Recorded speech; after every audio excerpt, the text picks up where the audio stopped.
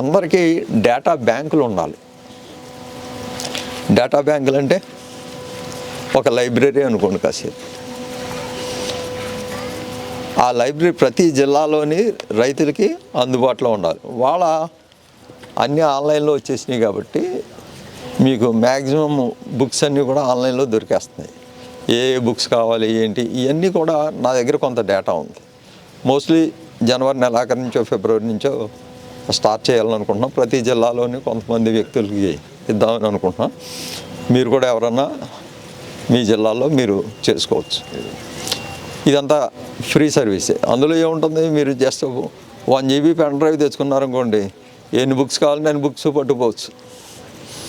ఎవరికి రూపాయి పే చేయక్కర్లేదు. అలాంటి బుక్స్లో ఏముంటాయి అంటే, సపోజ్ వీడ్ ఉంది, వీడ్ యొక్క ఇమేజెస్ ఏ కేటగిరీకి సంబంధించినవి, అలాగే పెస్ట్ ఉంది దాని కేటగిరీ ఇమేజెస్, అలాగే వైరస్ 4-5 రకాల వైరస్లు ఉన్నాయి. ఏ ప్లాంట్కి ఏ వైరస్ వస్తే ఎట్లా ఉంటుంది, దాని లీఫ్ కలరు ఎట్లా ఉంటుంది, ఇట్లాంటివన్నీ కూడా ప్రతి ఒక్కరిని మనం ఎడ్యుకేట్ చేయాలి. అట్లాంటి డేటా బ్యాంకు అందరికీ అందుబాటులోకి తీసుకొద్దామని ఉంది.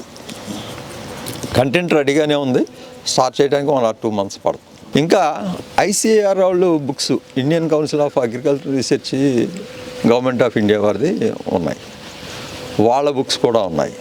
అందులో ఒక బుక్ గురించి చెప్తాను, ఒకసారి వినండి. మామూలుగా అందరికీ వేప చెట్టు గురించి తెలుసు.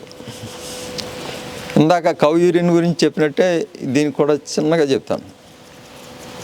వేప చెట్టు ఏ ప్రోడక్ట్ని మీరు తీసుకుని మీకు మొక్కలకు వాడుతున్నారు చెప్పండి. వేప ఆకుల కషాయం, వేప గింజల కషాయం, వేప నూనె,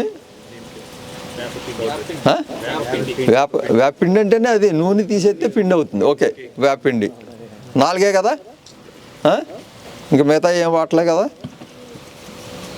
ఈ 4 ఏ మాలిక్యూల్స్ ఉన్నాయి, ఏ రసాయనాలు ఉన్నాయి, దాని పనితనం దేని మీద ఎలా ప్రభావం చూపెడుతుంది, అలాగే కాండం, బెరడు, వేరు ఈ అన్నిటి మీద ఏ మాలిక్యూల్స్, ఏ కెమికల్స్ ఉన్నాయి, అది ఏ క్రిమికీటకాదుల మీద ప్రభావం చూపిస్తుంది అన్నది తయారు చేస్తే బాగుంటుందా బాగోదా.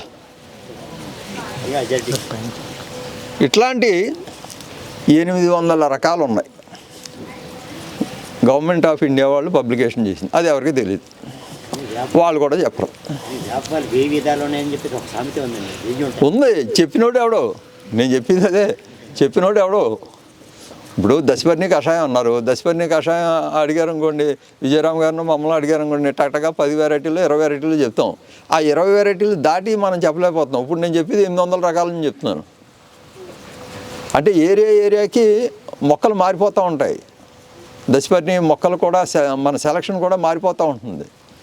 బోరర్ మీద ఏది పని చేస్తుంది, లీఫ్ ఈటింగ్ మీద ఏది పని చేస్తుంది, సకింగ్ పెస్ట్ మీద ఏది పని చేస్తుంది, ఇట్లా ఆలోచించాలి. అలాగే ఫంగల్ డిసీజ్ మీద ఏది పని చేస్తుంది, ఇట్లా ఆలోచించి దాన్ని సెలెక్ట్ చేసుకుని మనం చేసుకోగలగాలి. ఒకవేళ మన దగ్గర ఆ మొక్క లేదు, దాని పౌడర్స్ మార్కెట్లో దొరుకుతాయి, తెచ్చుకుందాం, అయిపోతుంది, సింపుల్. ఇట్లాంటివన్నీ మనం చేయాలి. మరిన్ని అప్డేట్స్ కోసం బ్యాక్ టు రూట్స్ యూట్యూబ్ ఛానల్ని సబ్స్క్రైబ్ చేసుకోండి.